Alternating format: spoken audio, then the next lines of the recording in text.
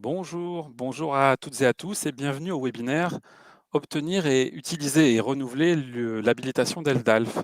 Je me présente, je suis Ken Pérez, chef du projet Belquete 2022 et j'ai le grand plaisir de vous présenter deux de mes collègues à France Éducation Internationale et intervenants au cours de ce webinaire, à savoir donc sur ma droite Romain Chrétien, qui est responsable de la communication au sein du département évaluation et certification, et Florian Petit à ma gauche, qui est quant à lui ingénieur pédagogique en charge du dossier habilitation au sein du bureau d'ELDALF, qui est une composante du département évaluation et certification. Alors, avant de laisser la parole à nos intervenants, je me permets de vous donner quelques infos pratiques afin de mieux appréhender cet outil de webinaire dans lequel vous vous trouvez. Alors, tout d'abord, comme vous pouvez le voir sur la droite de votre écran, vous avez plusieurs outils pour interagir avec nos intervenants durant ce webinaire. Vous avez ainsi la possibilité d'utiliser un chat pour saluer, discuter, commenter, etc., exprimer votre satisfaction d'être parmi nous. Vous avez aussi la possibilité de poser des questions aux intervenants tout au long du webinaire. Et d'ailleurs, c'est ce qui nous permet, en tout cas, ces deux outils distincts nous permettent de retrouver plus aisément les questions dans le flux en fait des interactions. Et enfin, vous avez l'outil sondage. Et donc, d'ailleurs, nos intervenants ont déjà préparé 4 petites questions auxquelles vous pouvez déjà répondre. Donc, n'hésitez pas à cliquer sur la petite icône sondage et vous retrouverez ainsi les questions. Occupez-vous un rôle dans le dispositif d'ELDALF? Qui êtes-vous? Possédez-vous une habilitation d'ELDALF? Est-ce que la structure dans laquelle vous travaillez est un centre d'ELDALF? Voilà. Donc, plutôt vous y répondez et comme ça va donner un petit peu une image des participants de ce webinaire et voilà, aider nos intervenants dans leur intervention. Alors sinon, ce webinaire, de manière générale, se déroulera en deux parties principales. Dans un premier temps, un temps de présentation, puis dans un second temps, il répondra à vos questions. D'où l'importance justement de poser les questions au bon endroit dans l'outil questions, mais de toute façon, on pourra vous le réécrire aussi dans le chat au besoin. Voilà, c'était tout pour ma part, pour ce court préambule pratico-pratique. Je vous laisse désormais en très bonne compagnie. Chers collègues, Romain, Florian, c'est à vous. Merci, bonjour à toutes et à tous et bonjour Ken, ravi de te retrouver, ravi de retrouver le Belk pour ce nouveau rendez-vous en ligne. Nous avons souhaité évoquer avec vous les habilitations d'ELDALF et pour cela donc nous sommes deux. Ken vient de nous présenter. Florian, j'ajoute, est responsable aussi du dossier habilitation avec une autre collègue au bureau du DELFDALF. Donc c'est un véritable expert qui va apporter plein d'informations très importantes aujourd'hui. En ce qui me concerne, effectivement, je suis responsable communication, mais je ne vais pas vous faire de la communication aujourd'hui. Je vais plutôt souhaiter, à certains moments de l'intervention de Florian, partager peut-être avec vous certaines pratiques, puisque par le passé, j'ai géré une gestion centrale et un centre d'examen d'ELFDAF également. Et puis aujourd'hui, je participe beaucoup sur le terrain à accompagner les gestions centrales et les centres dans leur organisation, ce qui me permet d'observer ce qui se passe en France et dans beaucoup de pays à l'étranger, notamment aussi sur l'utilisation de l'habilitation. Si ce que je peux apporter vous donne quelques petits conseils sur tout ça. Voilà pour l'introduction. Alors, on peut lancer le webinaire. C'est parti officiellement. N'hésitez pas à compléter et répondre au sondage. Avec Florian, vos réponses nous sont utiles pour éventuellement orienter aussi nos informations durant ce rendez-vous. On peut passer à la première diapo tout de suite pour vous dresser le panorama de nos diplômes DELF-DALF. Vous en avez certainement entendu parler. Nous ne sommes pas là pour entrer dans le détail de ce qu'est cet examen de langue française.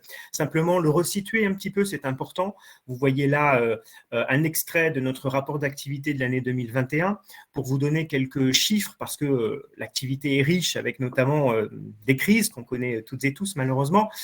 Donc les chiffres sont perturbés depuis quelques années. Mais pour vous dire qu'en 2021, l'année dernière, nous avons pratiquement atteint 400 000 candidats au DELF-DALF. C'est énorme, mais avant la crise sanitaire de 2020, en 2019, nous avions près de 520 000 candidats. Donc, nous espérons bien en 2022 ou 2023 retrouver ce chiffre et puis bien évidemment le dépasser. Nous avons aussi dans ce réseau 1200 centres d'examen qui sont répartis dans à peu près 170-172 pays actifs. Donc, c'est un très gros réseau. Énormément de structures possèdent cet agrément DELF-DALF et gère donc des équipes pédagogiques, des équipes administratives qui prennent part aux sessions du DELF et que nous appelons, nous, nos acteurs du dispositif. Et ils sont plusieurs dizaines de milliers à prendre part au quotidien à l'organisation des sessions d'examen du DELF et du DALF en France et dans le monde. Alors, nous avons souhaité, vous l'avez compris, orienter cette présentation sur les habilitations parce qu'il y a beaucoup de questions, beaucoup d'interrogations autour des habilitations. Parfois, il est un peu compliqué de comprendre toutes nos procédures. Eh bien, c'est le but aujourd'hui de répondre à vos questions et de vous présenter ça de manière la plus simple possible, la plus efficace aussi. On se pose beaucoup de questions, on va essayer d'y répondre, de répondre à vos questions pour que vous puissiez, si vous êtes intéressé, vous porter candidat au stage d'habilitation afin d'obtenir, pourquoi pas, donc cette habilitation d'examinateur-correcteur, puisque cette habilitation est aujourd'hui très important dans un CV d'un enseignant de FLE lorsqu'il change de pays ou lorsqu'il change de structure. L'habilitation est valorisée par des recruteurs. Donc, il y a un certain enjeu derrière l'habilitation, derrière l'obtention de l'attestation officielle. Et c'est la raison notamment pour laquelle nous proposons beaucoup de formations et nous sommes très sollicités sur cet aspect-là. Je vous ai mis sur la droite de la diapo quelques chiffres également pour vous montrer un petit peu ce que représente ce réseau d'examinateurs-correcteurs qui est essentiel pour le dispositif DELF-DALF. Vous voyez que l'année dernière, en 2021, il y a eu pas moins de 918 stages animés un peu partout sur la planète. C'est énorme, hein, c'est un très gros travail de tous, pas seulement des équipes de France Éducation Internationale, mais aussi et surtout des équipes locales, puisque les stages se déroulent au sein de chaque pays et de chaque dispositif. Donc 918 stages ont eu lieu l'année dernière, ce qui a permis d'habiliter 8604 examinateurs correcteurs. On en reparlera en deuxième partie de ce webinaire. Nous avons également des formateurs d'examinateurs correcteurs. L'année dernière, 195 nouvelles personnes ont intégré ce dispositif en tant que formateurs. On y reviendra un petit peu plus tard. Vous voyez donc qu'à l'heure actuelle, nous avons un peu plus de 36 000, 37 000 personnes qui sont titulaires d'une habilitation d'examinateur correcteur en cours de validité, puisqu'il y a une durée de validité, nous y reviendrons également. 36 000, 37 000 personnes environ dans le monde peuvent participer à des sessions d'examen. C'est donc un gros réseau, vous l'aurez compris. Vous nous direz, on peut continuer avec la diapo suivante, vous nous direz, mais pourquoi parler autant de l'habilitation? En tout cas, pourquoi la rendre obligatoire? C'est une question qu'on nous pose parfois pour de multiples raisons. La principale étant, vous le voyez sous vos yeux, ce mot qualité, hein, c'est de faire sens à de la qualité. La certification, c'est systématiquement de la gestion de la qualité. Il faut que nous puissions proposer les examens, les tests les plus fiables possibles. Et pour cela, il faut que le travail de tous les acteurs du dispositif soit irréprochable. Et pour qu'il le soit, il faut qu'il soit contrôlé. Contrôlé initialement, en continu, à la fin, à divers moments. Et l'habilitation représente une forme de contrôle puisqu'on va accueillir dans nos stages des enseignants, FLE, et nous allons les préparer à évaluer les épreuves du DELF et du DALF. L'habilitation est donc obligatoire pour répondre à des normes de qualité. Sachez que ce sont des normes que nous pouvons fixer à France Éducation Internationale en tant qu'organisme certificateur en charge de la gestion et de la diffusion du DELF-DALF, mais il y a également des normes qualité qui nous sont imposées, ce n'est pas nous qui les décidons, elles nous sont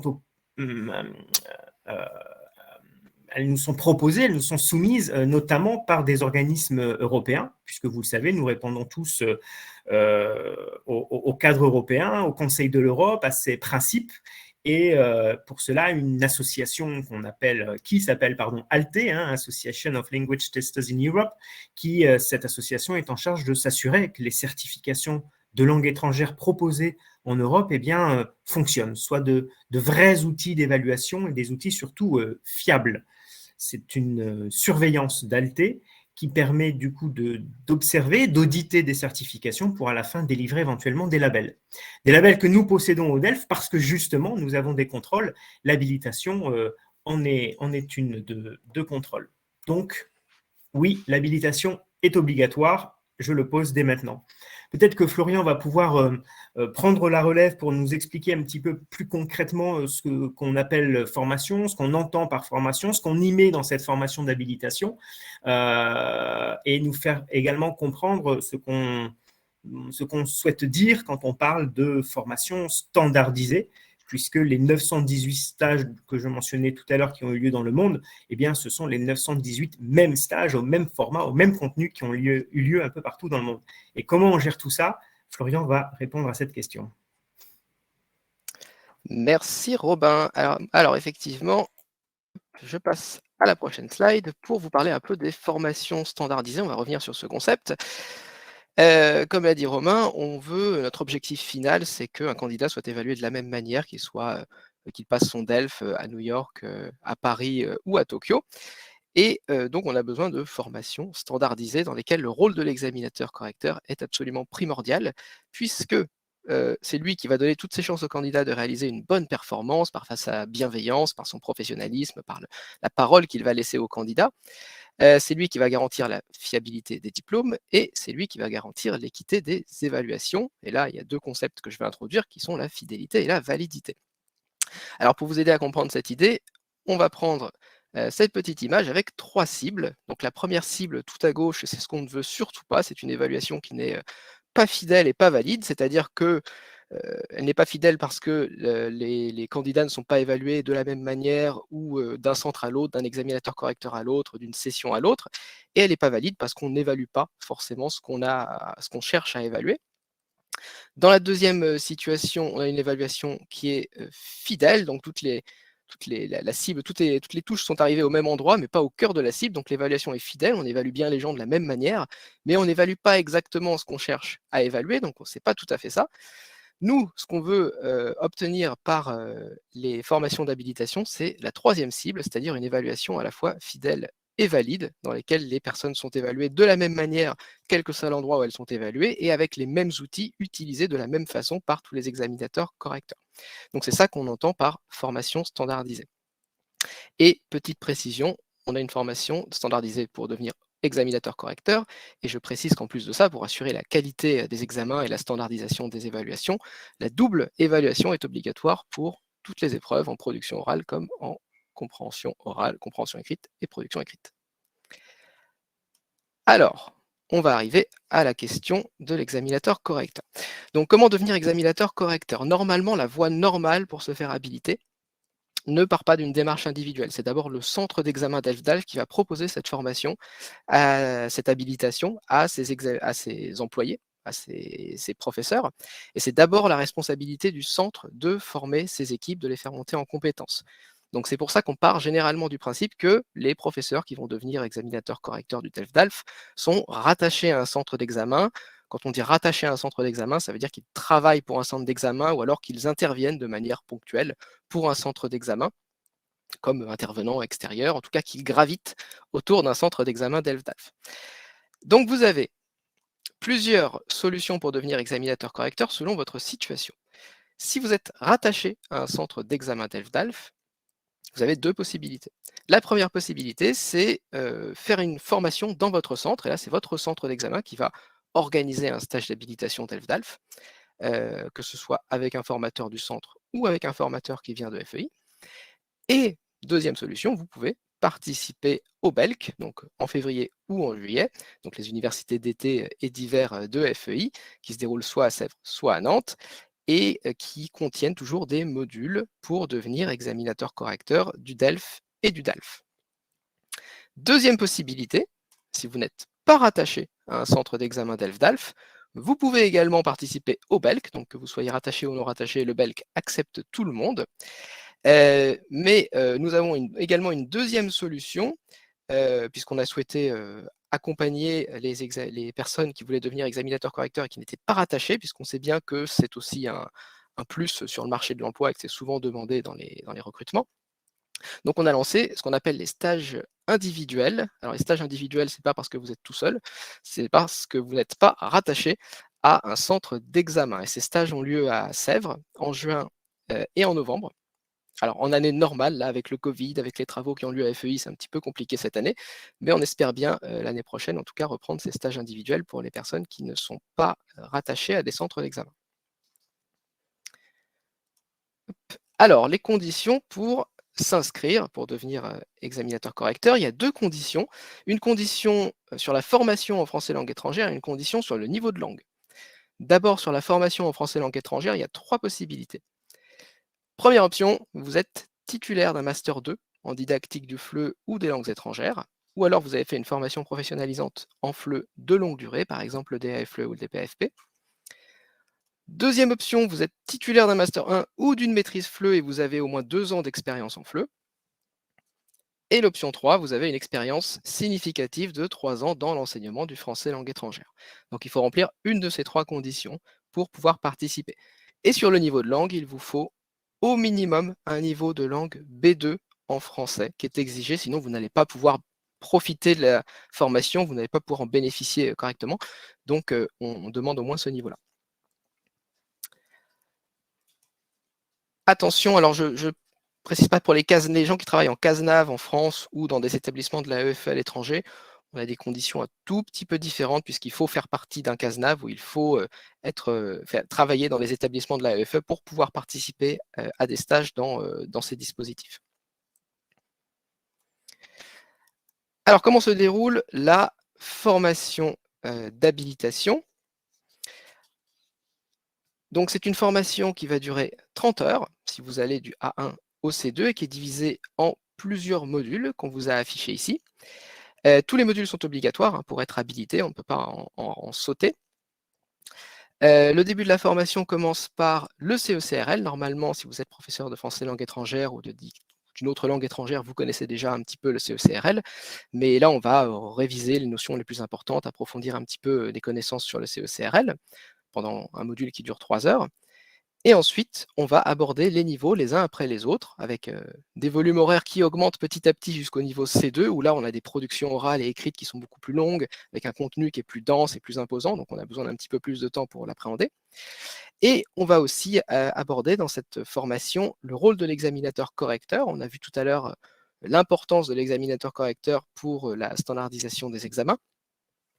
Et par exemple, dans la formation, on va faire des simulations de passation, on va parler des critères parasites de l'évaluation, par exemple l'effet de halo. Un candidat qui est particulièrement sympathique, on a envie de lui mettre une bonne note. Un candidat qui est un peu moins sympathique, on a envie de lui mettre une note un petit peu moins bonne, alors qu'en fait, ça n'a pas de lien avec son niveau en français. Donc c'est pas grave, ce sont des critères parasites, on est tous affectés par ce type de critères, mais il faut en avoir conscience, et donc ça, on va le travailler dans le module sur le rôle de l'examinateur correcteur. On va aussi aborder la question de la bienveillance de l'évaluation positive dans le domaine des examens.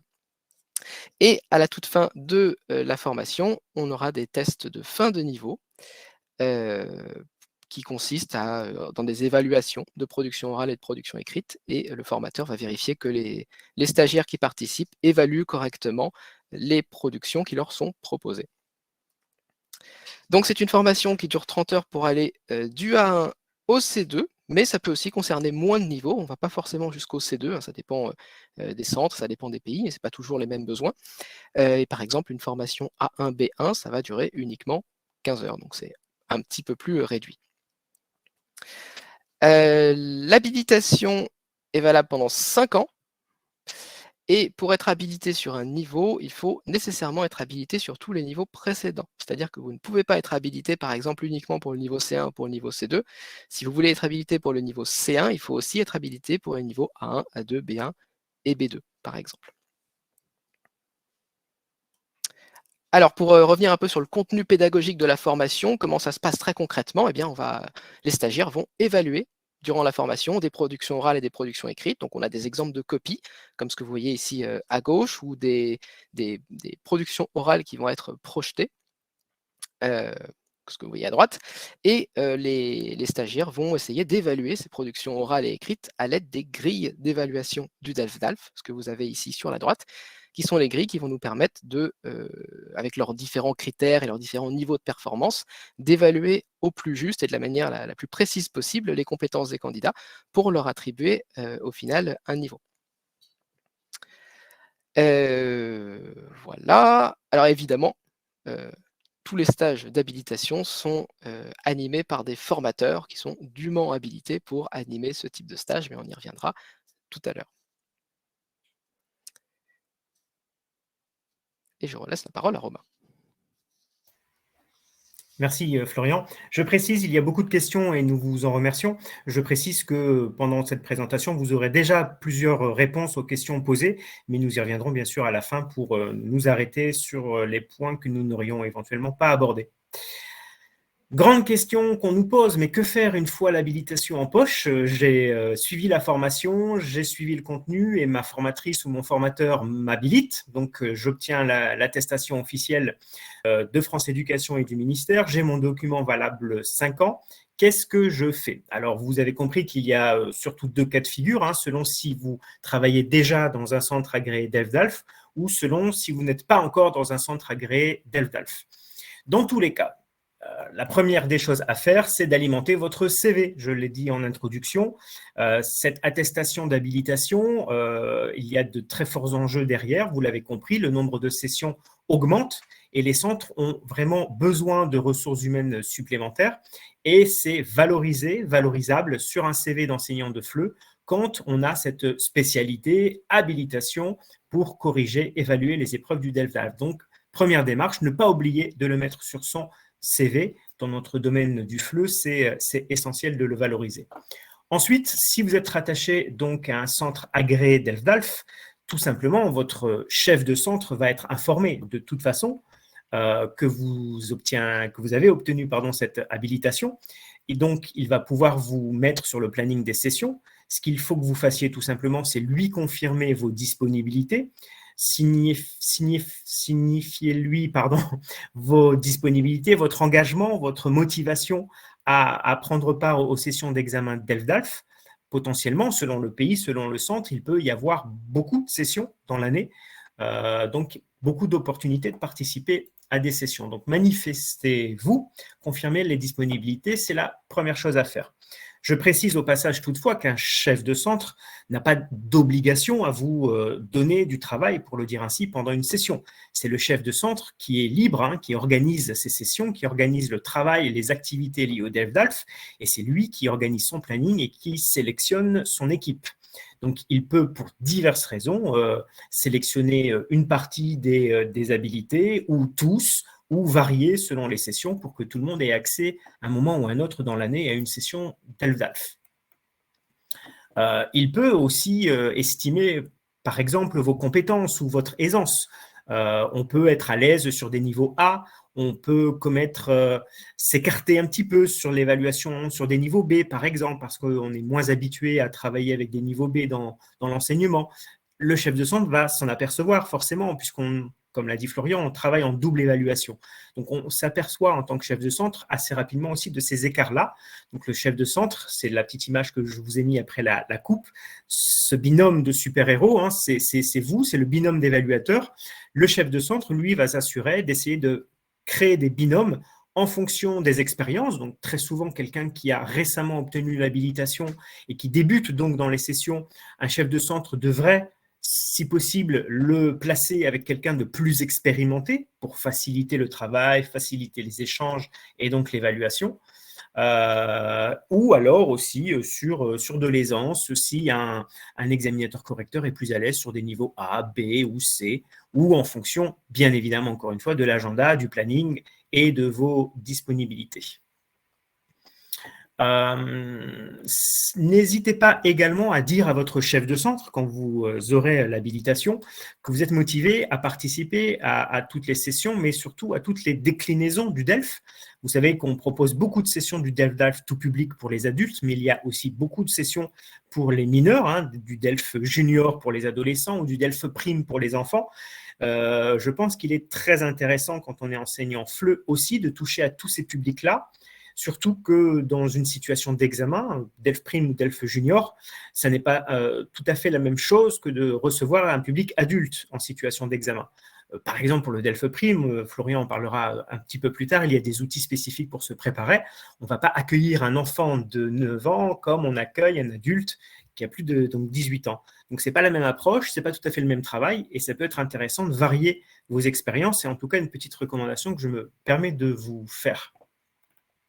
Maintenant, autre cas, vous n'êtes pas rattaché à un centre agréé DELF-DALF, donc vous êtes en liberté dans la nature, vous cherchez un rattachement, en tout cas vous voulez travailler dans une structure pour le DELF-DALF. Deux choses, vous êtes à l'étranger ou vous êtes en France. Vous êtes à l'étranger, vous avez un organisme qu'on appelle la gestion centrale, qui est notre interlocuteur premier dans le pays et qui est en charge du dispositif DELF-DALF dans son pays. Le responsable de la gestion centrale peut vous donner quelques pistes si vous manifestez votre présence dans le pays et votre disponibilité. Ce responsable de gestion centrale pourrait vous dire éventuellement dans telle ville ou dans telle région, il y a des centres qui recherchent des habilités, donc contactez-les, ou qui vont vous transmettre des informations comme le calendrier, par exemple, des sessions, qui est différent d'un pays à l'autre. Donc, c'est pourquoi pas se manifester auprès d'une gestion centrale. Et surtout, et sinon, c'est contacter directement les centres d'examen. Alors, le nombre de centres est très variable d'un pays à l'autre. Vous avez des pays avec quelques centres d'examen et vous avez des pays avec 30, 40, voire 70 centres d'examen. Donc, c'est plus d'opportunités pour vous de trouver du travail avec votre habilitation dans les pays où il y a le plus de centres d'examen. Attention, petit bémol, vous ne le voyez pas sur la carte que je vous ai mis ici, en fait, qui est une carte que vous retrouvez sur notre site internet, le site de francéducationinternationale.fr. Sur cette carte, vous ne voyez pas apparaître ce que nous appelons des lieux de passation. Les lieux de passation, ce sont en fait des adresses postales où on va délocaliser une session, où le centre d'examen va se déplacer pour organiser du DELF-DALF. Nous ne contrôlons pas ces lieux de passation, c'est géré localement. Je vous ai dit que nous avons 1200 centres d'examen. Des lieux de passation, il y en a des milliers, il y en a beaucoup plus. Donc, contactez les centres d'examen. Ne vous fiez pas uniquement au nombre de centres d'examen dans le pays, parce qu'un pays qui a peut-être 10 centres d'examen peut derrière avoir des centaines, voire des milliers de lieux de passation, donc potentiellement aussi plus d'opportunités pour vous. Donc, contactez où que vous soyez les centres d'examen proches de chez vous. Et pour cela, vous avez donc cette petite carte qui est sur le site internet pour retrouver toutes les coordonnées des gestions centrales et les coordonnées de chaque centre d'examen. Pour l'étranger. Pour la France, c'est à peu près la même chose. La différence, c'est qu'en France, nous n'avons pas de gestion centrale. C'est uniquement des centres d'examen et donc il faut contacter les centres d'examen près de chez soi. En France, vous en avez beaucoup, plus d'une centaine de centres d'examen. Selon l'académie ou la région, vous avez plus ou moins de centres DELF-DALF. En tout cas, ils sont très nombreux et ils font beaucoup de DELF-DALF tout public en France. Donc, c'est les contacter individuellement. C'est une démarche donc spontanée, individuelle, dans laquelle, bien évidemment, vous exposez vos disponibilités, vous mettez en copie votre CV et votre attestation d'habilitation, et un chef de centre pourrait éventuellement vous contacter pour vous embaucher dans le cadre d'une session DELF-DALF. Je regarde mes petites notes, j'ai fait le tour. Ce qui est important, en tout cas, c'est très vite participer à des sessions, que vous soyez rattaché ou pas à un centre. L'idée est très vite d'acquérir de l'expérience, vous l'aurez compris, puisque c'est avec l'expérience également qu'on s'améliore et qu'on est de plus en plus fiable. C'est important. On compte bien évidemment sur les examinateurs correcteurs. Les formations, vous l'avez compris, même si elles sont très nombreuses dans le monde, elles sont aussi limitées puisqu'elles sont réservées normalement à des personnes qui sont censées prendre part aux sessions demain ou après-demain. Nous ne formons pas, nous ne souhaitons pas former des gens uniquement pour de la montée en compétences et des gens qui ne participeraient pas aux sessions. La formation vise vraiment à répondre aux besoins des centres et à pouvoir accueillir suffisamment, ou en tout cas le plus possible, de candidats, puisque la demande est en augmentation de la part des candidats. Vous l'aurez compris, je pense, avec les chiffres de l'introduction.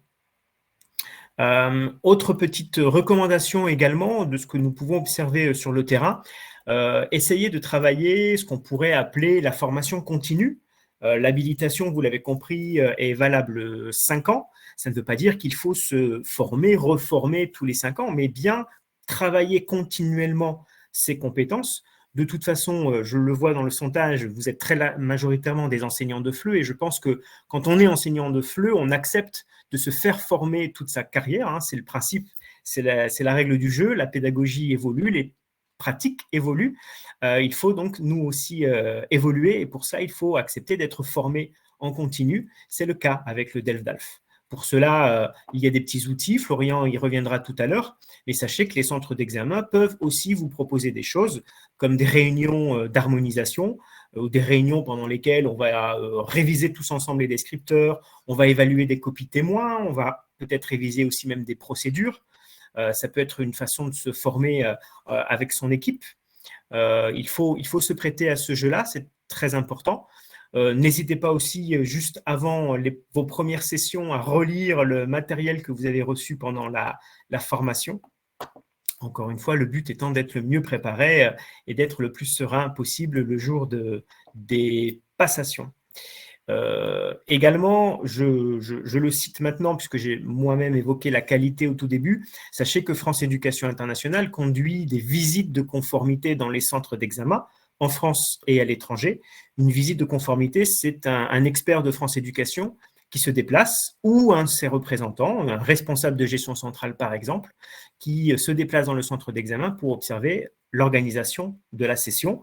Les jurys sont observés. Donc, sachez que si vous êtes titulaire de l'habilitation et vous participez à des sessions, vous pourriez recevoir dans votre salle un auditeur, pour le dire ainsi, qui va observer votre façon d'animer, pas votre façon d'évaluer, mais plutôt la façon dont vous gérez la passation, s'assurer que vous respectez bien la méthodologie et les conseils et les principes de France Éducation. Voilà, c'est des petites choses que vous pouvez rencontrer sur le terrain par la suite, mais c'est aussi des choses importantes parce que la formation continue est essentielle et ces visites de conformité peuvent vous donner aussi un petit retour personnel sur votre façon de conduire l'entretien.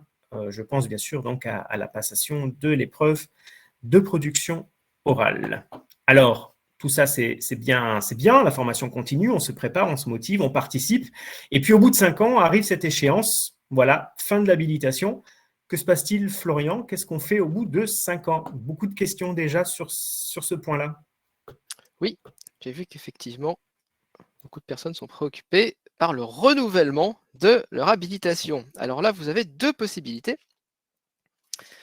Première possibilité, si votre habilitation est encore valide ou a expiré il y a moins d'1 an, on est assez souple, on va vous proposer de faire un stage de renouvellement allégé. Donc vous n'allez pas avoir besoin de repasser par une formation de 30 heures sur 5 jours, on vous propose quelque chose de beaucoup plus simple, avec 2 formats légèrement différents. On a d'abord un stage de renouvellement sans formation, c'est un type de stage dans lequel vous allez faire uniquement un test par niveau que vous souhaitez renouveler. Donc un test, c'est évaluer une production écrite, évaluer une production orale.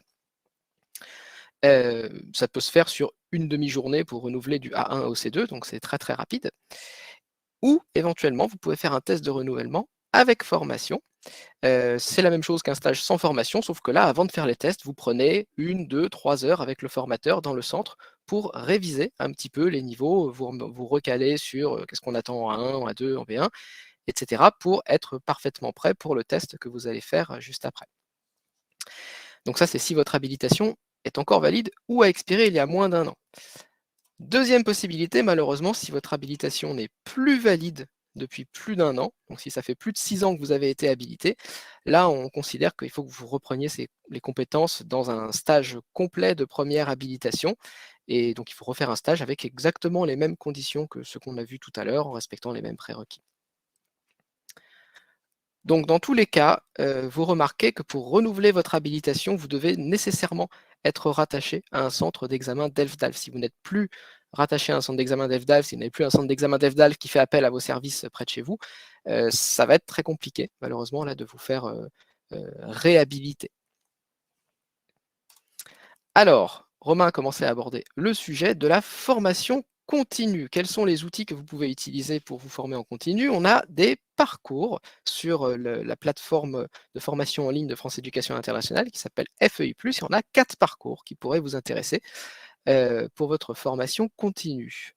Le premier, c'est le parcours sur le CECRL qui a deux finalités en fait. Il peut servir à des gens dans un stage d'habilitation et hors d'un stage d'habilitation. Donc, hors d'un stage d'habilitation, c'est juste si l'évaluation vous intéresse, si le cadre européen commun de référence pour les langues vous intéresse, vous pouvez aller suivre ce parcours pour en savoir plus sur les niveaux, sur les concepts clés du CECRL, vous entraîner à évaluer quelques petits éléments. Ça dure entre 3 et 4 heures comme parcours, et à la fin, vous avez une attestation de suivi qui montre que vous avez bien réussi les activités. Et ce parcours peut également être intégré dans le cadre d'un stage d'habilitation. Tout à l'heure, je vous ai montré que dans les stages d'habilitation, on avait un module sur le CECRL. Et bien, au lieu de faire ce module sur le CECRL en présence avec le formateur, à la place, ce module peut aussi être remplacé directement par le parcours en ligne sur le CECRL qui est fait en amont de la formation pour gagner du temps durant la formation. Donc ça, c'est un premier élément. Le parcours est librement accessible sur FEI+. Deuxième parcours que Romain a déjà évoqué, c'est le parcours DELF'. Alors, si vous êtes habilité examinateur correcteur DELF-DALF, vous pouvez évaluer toutes les déclinaisons du DELF-DALF, c'est-à-dire le DELF tout public, le DELF junior et scolaire, le DELF Pro qui a disparu pour l'instant, et le DELF'. Mais les grilles du DELF' et les épreuves du DELF' étant légèrement différentes des autres déclinaisons, vous avez un parcours complémentaire qui existe là aussi sur FEI+, qui dure aussi 2-3 heures et qui vous permet de récupérer une attestation de suivi à la fin pour vous aider à évaluer les candidats qui passent du DELF'. Alors, c'est un parcours qui est obligatoire si vous allez faire si vous évaluez des candidats qui passent le DELF', mais que vous pouvez, même si vous n'évaluez pas de candidat au DELF', vous pouvez quand même suivre ce parcours pour découvrir un petit peu les grilles, les épreuves, et peut-être que ça vous donnera davantage de billes sur l'évaluation. Je précise que ce n'est pas un parcours habilitant, c'est-à-dire que si vous faites uniquement ce parcours et que vous n'êtes pas habilité examinateur correcteur DELF-DALF, ça ne vous donnera pas d'habilitation. C'est uniquement un parcours complémentaire pour des gens qui sont déjà habilités. Bon, ça ne vous empêche pas, si vous n'êtes pas habilité, d'aller voir un peu le parcours et de regarder ce qu'il y a dessus si ça vous intéresse, puisqu'il est en libre accès, mais ça ne vous donne pas d'habilitation pour autant. Troisième élément, on a le parcours de renouvellement. Donc, je vous ai parlé tout à l'heure des stages de renouvellement allégés que vous pouvez faire pour renouveler votre habilitation. Ce parcours de renouvellement permet à toutes les personnes qui sont dans un stage de renouvellement de s'entraîner à évaluer des productions orales ou des productions écrites avant de faire leur stage de renouvellement. Donc, il y a beaucoup d'exercices autocorrectifs, des évaluations de production orale et écrite, des vidéos, des récapitulatifs. Il y a énormément de matériel sur ce parcours de renouvellement. Ça vous permet d'être fin prêt lorsque vous arrivez à votre test d'évaluation.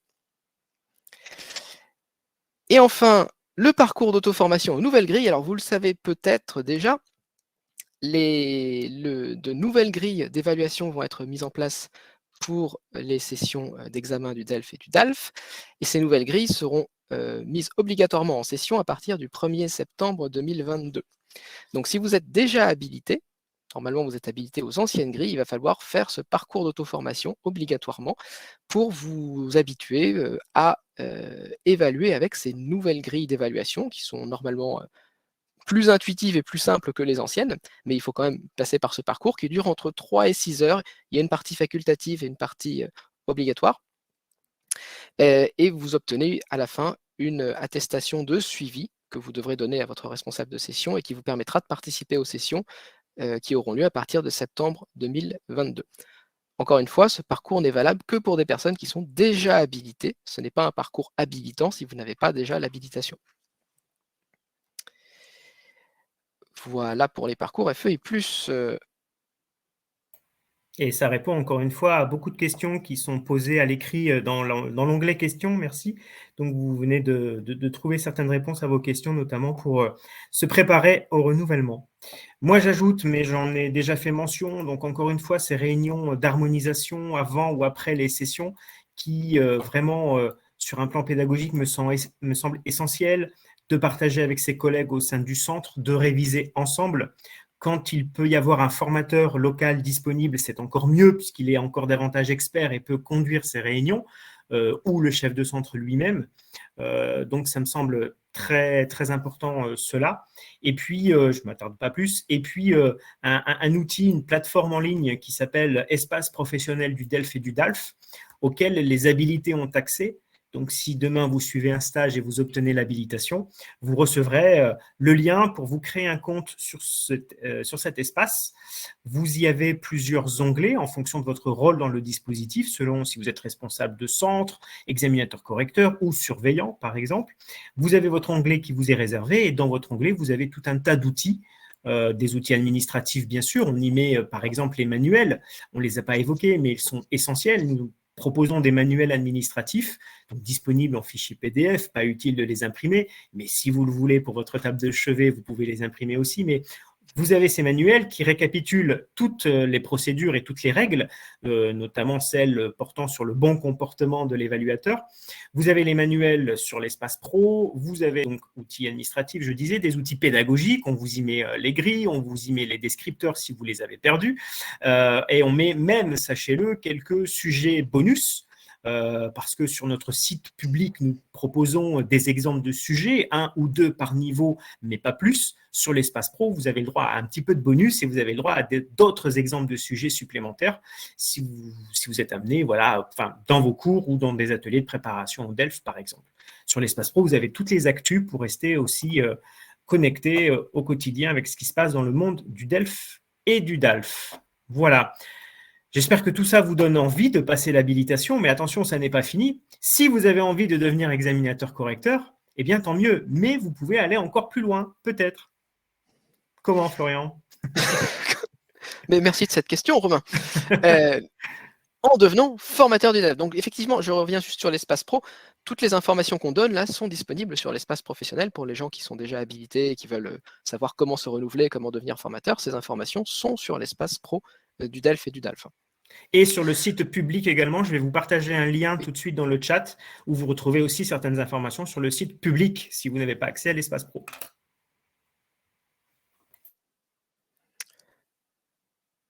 Ok, donc comment devenir formateur d'examinateur correcteur? Alors, effectivement, j'ai vu pas mal de questions de gens qui veulent devenir formateur. Il faut savoir que avant ça, déjà, il faut prendre le temps de s'approprier le rôle d'examinateur correcteur. On n'a pas besoin de devenir immédiatement formateur. Le rôle de formateur, il est réservé surtout à des personnes qui sont dans le dispositif depuis longtemps, qui veulent prendre des responsabilités, qui veulent découvrir un rôle un petit peu différent. Mais il ne faut surtout pas brûler les étapes.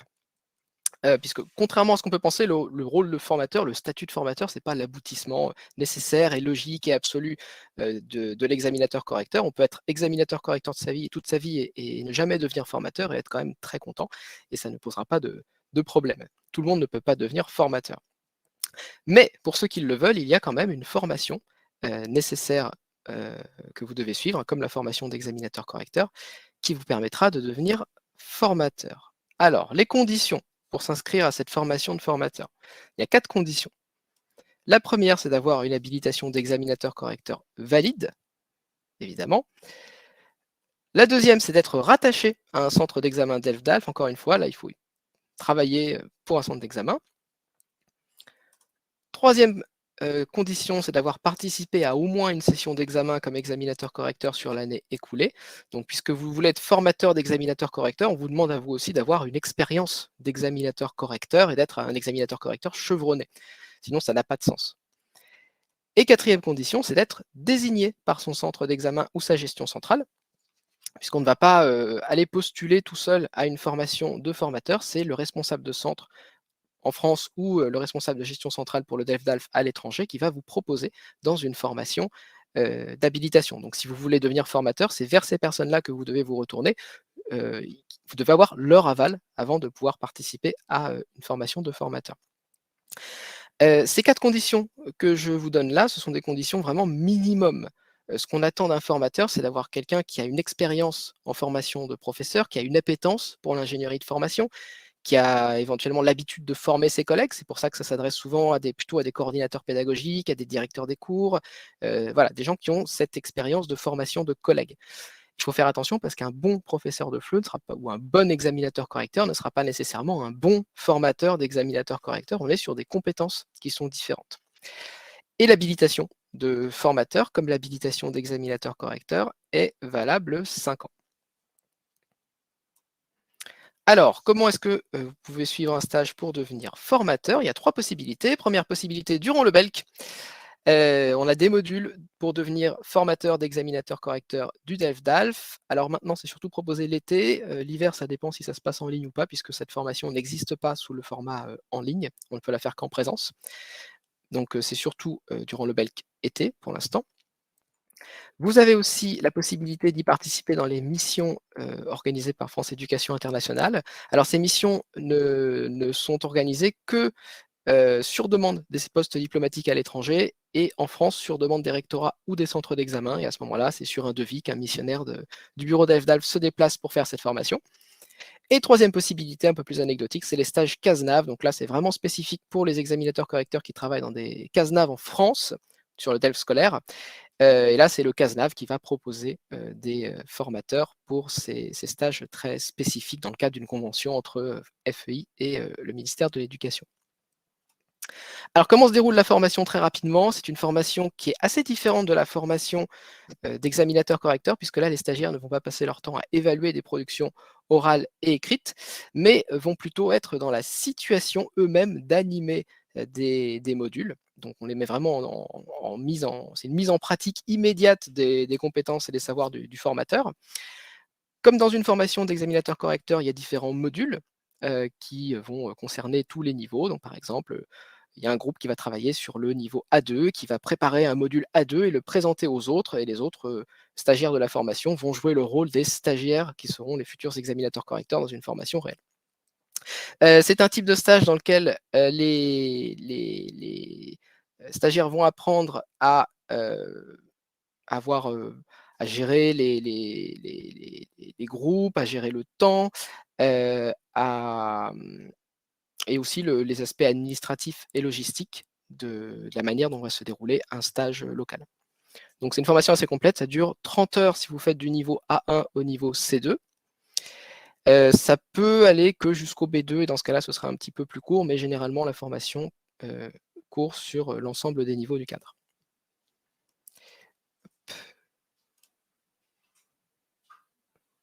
Je repasse la parole à Robin. J'aime bien l'image de super-héros, je pense que vous commencez à le comprendre. Voilà pour moi ce qui représente un formateur, une formatrice locale. C'est notre expert en DELF-DALF, sachez-le. Donc, il y en a à peu près 1500 dans le monde.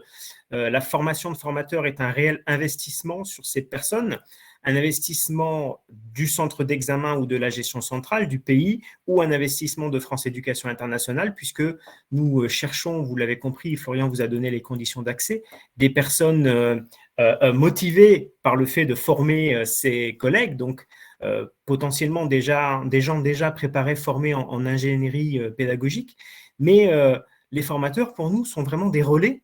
On les considère comme des représentants de France Éducation et des experts aussi en DELF-DALF. Souvent, le formateur local, c'est un petit peu le référent. Il peut... D'ailleurs, le chef de centre, lui, peut être habilité ou pas, il peut être formateur ou pas. Et on a souvent dans les centres le chef de centre qui, lui, est un petit peu le référent sur le plan administratif quand on oublie une procédure ou quand on a des questions sur les sessions.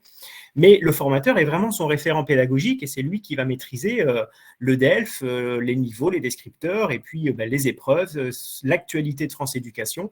Nous comptons vraiment sur ce réseau de spécialistes dans le monde. Le formateur peut animer des séances de travail, il peut faire des formations spécifiques sur l'évaluation.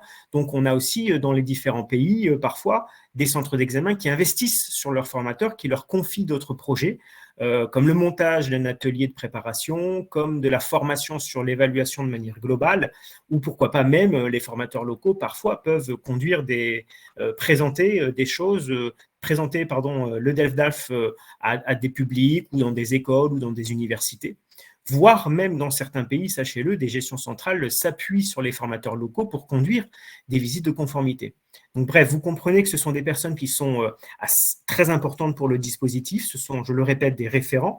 Donc c'est pour cela aussi que parfois les conditions d'accès sont assez rigoureuses et que derrière, cela veut dire aussi un engagement, une disponibilité de la part de ce formateur local. Le temps passe très vite, donc je ne vais pas en parler beaucoup plus de ce super-héros. On vous propose avec Florian une dernière petite diapositive parce qu'après tout, on se dit que vous êtes peut-être là aussi tout simplement par intérêt pour l'évaluation de manière globale et peut-être pas non plus que pour l'habilitation d'ELF-DALF. Si l'évaluation de manière générale vous intéresse, eh bien, tant mieux. Et comment vous formez, vous préparez, vous sensibilisez. Florian a quelques petites choses à nous partager. Alors, on a juste 3 petits conseils. Le premier, qui est de bon sens, c'est de lire. On a des livres théoriques sur l'évaluation, il y en a un certain nombre, des articles. Le LIR, qui est le laboratoire d'innovation et de ressources en éducation, le webinaire arrive juste après. J'en fais la promotion, n'hésitez pas à le regarder aussi. Donc le LIR propose une bibliographie sur l'évaluation. Je vous ai mis le lien ici. Et on a aussi le portail Liseo qui vous permet d'accéder à des ressources en français langue étrangère, en évaluation. Certaines sont disponibles en ligne. Bon, d'autres aussi sont disponibles uniquement dans la AFEI au LIR, donc il faudra venir sur place. Mais ça vous donnera déjà une base pour retrouver des informations sur l'évaluation. N'hésitez pas aussi à aller voir le module sur le CECRL, c'est vraiment ce qu'on a fait de plus complet sur l'évaluation et qui est accessible, qui a beaucoup de succès, qui fonctionne très bien, qui est librement accessible sur FEI+. Donc n'hésitez pas vraiment, c'est le point de départ de tout ce parcours sur le CECRL. Et puis, n'hésitez pas aussi à questionner, à interroger les habilités pour avoir un retour d'expérience, pour comprendre leur activité et pour voir si c'est un métier, c'est pas totalement un métier, mais c'est une activité qui vous plairait et que vous pourriez exercer, puisqu'il faut quand même, voilà, il faut s'investir un petit peu. La formation, c'est pas rien, c'est un investissement et ça demande du temps. Voilà. Donc maintenant, on peut répondre à vos questions, s'il en reste auxquelles on n'a pas répondu. Il y en a, j'en ai noté quelques-unes. Je vais t'en passer quelques-unes, Florian. Il n'y a pas de raison que j'y réponde seulement moi. Il y en a une première qu'on nous pose de temps en temps, c'est vrai. Est-ce qu'il faut être titulaire de l'habilitation pour préparer des apprenants aux épreuves, donc de futurs candidats d'ELF? Est-ce que je dois être habilité pour animer un atelier de préparation? Alors, non. Vous n'avez pas besoin d'être habilité pour animer un atelier de préparation. L'habilitation, c'est uniquement pour faire passer les épreuves du DELF et du DALF. Mais si vous voulez juste préparer vos élèves, vous pouvez tout à fait le faire sans être habilité. Et du coup, là, je vous renvoie à la bibliographie que je mettais juste avant. Il y a des méthodes qui existent pour aider à la préparation des élèves.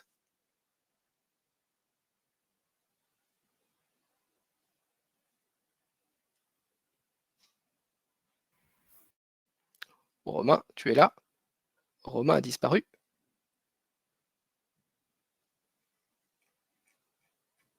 Est-ce qu'il reste quelqu'un? Est-ce qu'il reste Ken?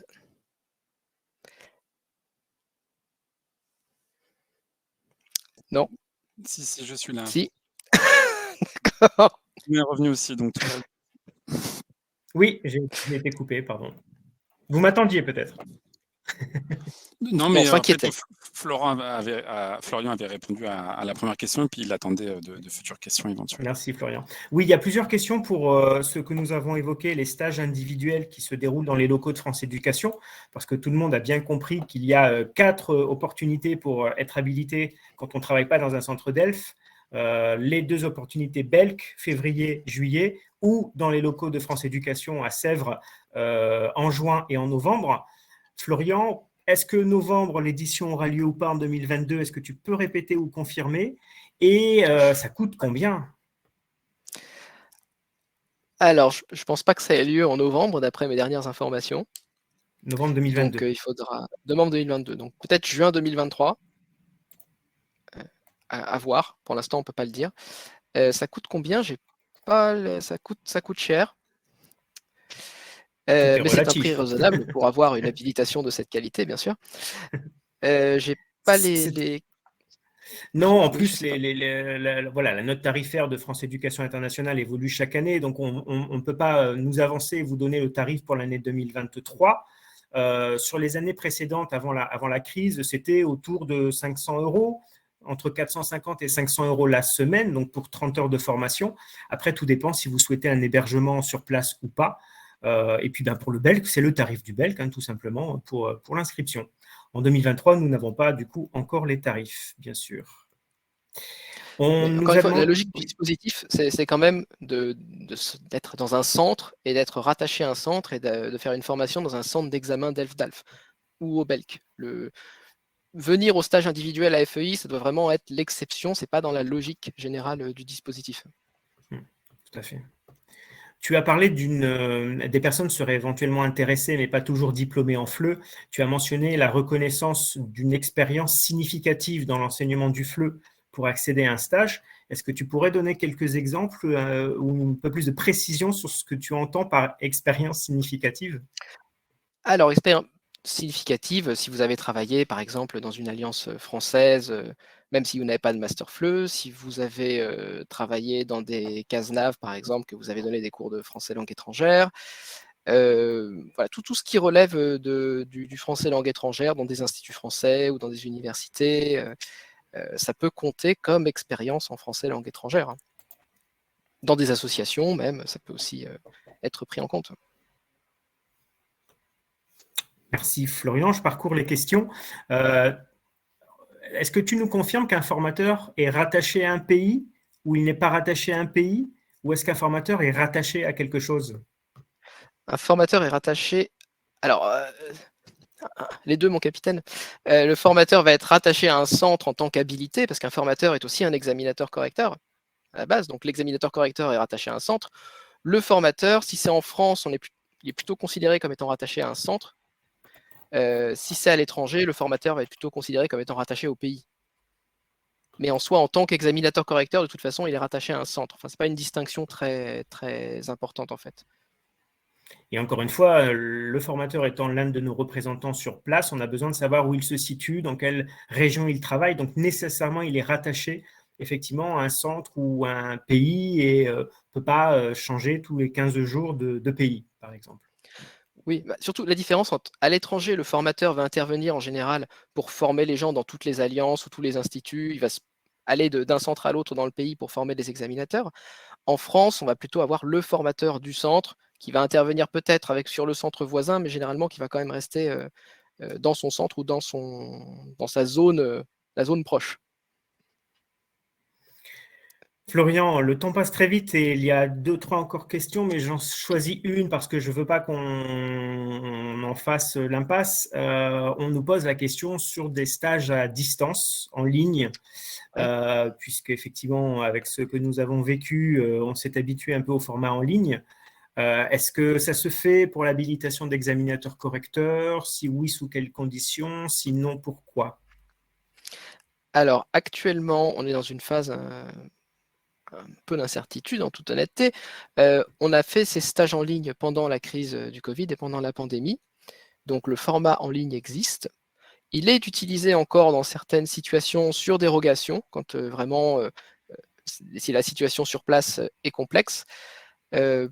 Pour l'instant, ça reste une situation dérogatoire et exceptionnelle qui existe dans certains cas particuliers si on nous le demande.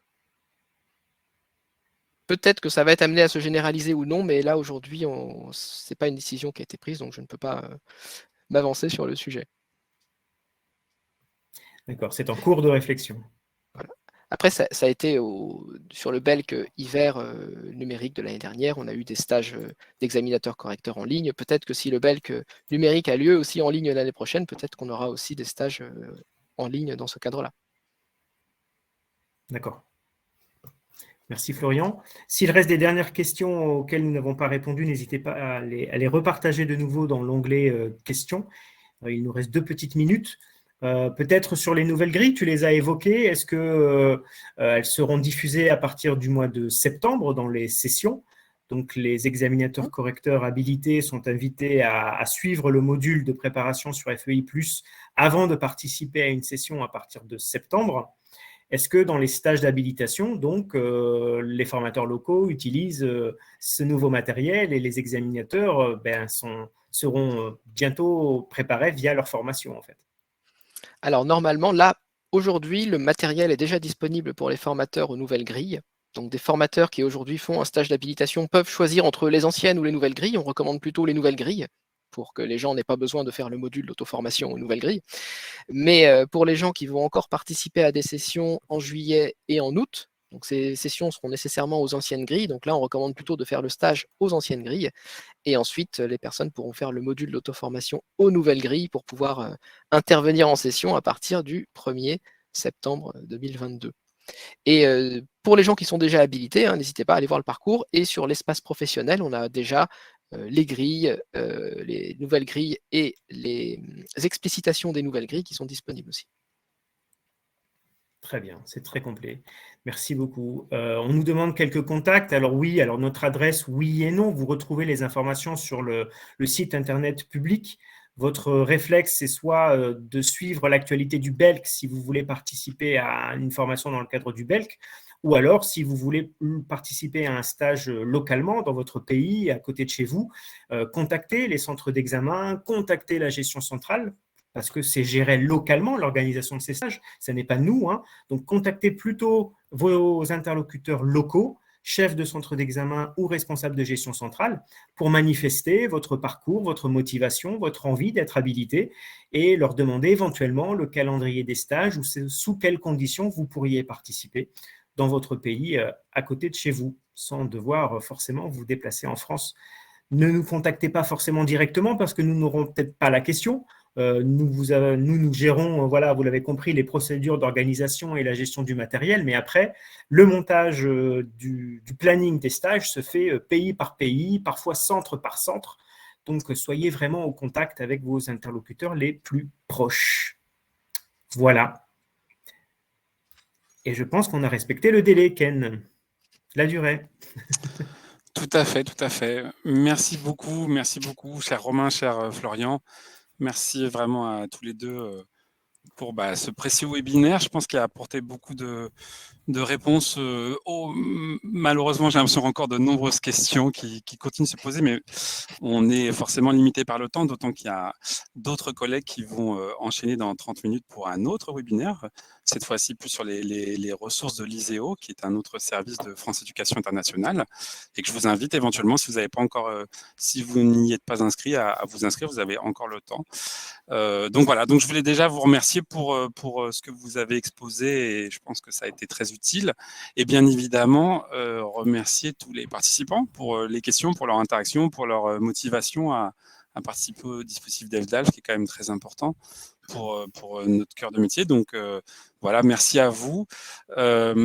Juste, évidemment, information très importante, mais je l'ai mis dans le chat, j'ai mis le lien vers la chaîne YouTube de la chaîne YouTube de France Éducation, c'est que ce webinaire est forcément enregistré et sera forcément rediffusé dans les prochains jours. C'est pas automatique, mais dans quelques jours, on va mettre ça en ligne parce que les conditions techniques parfois font que le son n'est pas forcément tip-top pour tous.